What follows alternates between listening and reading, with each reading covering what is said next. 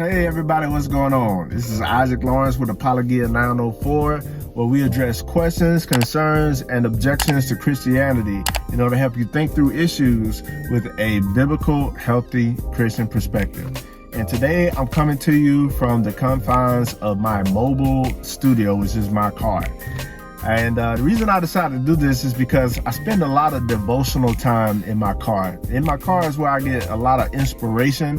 So I thought it'd be cool to share some of the thoughts and the insights that I think about while I'm in my car.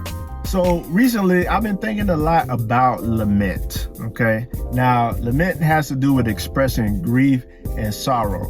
And when you think about the world today, man, people have a lot to be lamenting about. I mean, we still got the pandemic that's affecting a lot of people. People are losing their loved ones. People are being diagnosed with terminal diseases. People are going through divorce. Just all kinds of tragedies and grief events that are happening in the lives of people. So there's a lot to lament about.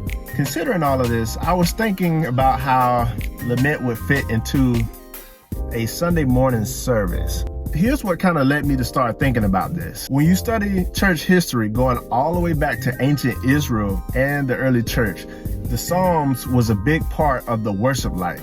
It was pretty routine that the Psalms would be recited or sung in their corporate worship gatherings. Now, there are a few different genres of Psalms. You have praise Psalms, you have thanksgiving Psalms, you have royal Psalms, you have wisdom Psalms, you have hymns, but you also have Psalms of lament. Now, there are 150 Psalms, and 59 of those 150 Psalms are Psalms of lament. So that's almost 40% of the Psalms that are expressions of lament.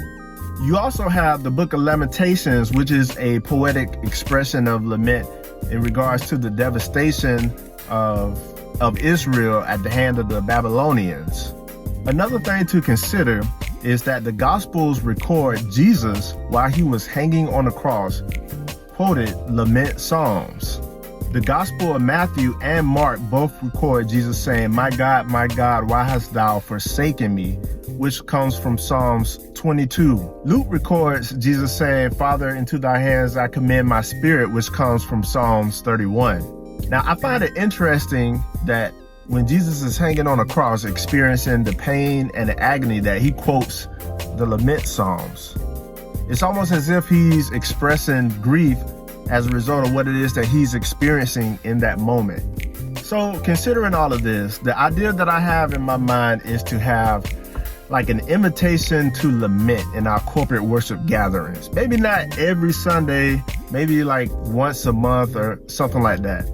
I'm thinking that the invitation to lament should be a time where we acknowledge that there are people in our congregations that are dealing with all types of grief as a result of, just different things that are happening in their lives. Maybe somehow we can incorporate the lament psalms as a way to show that it's okay to express our frustrations, to express our grief, to express those feelings to God. I think an invitation to lament would help people to be able to process the grief that they're dealing with. And the other thing that I think would be good is that the people who may not be dealing with grief in the moment, it gives them an opportunity to pray for those who are experiencing grief and different things in their lives. I haven't figured out exactly what it would look like in a corporate worship Sunday morning service.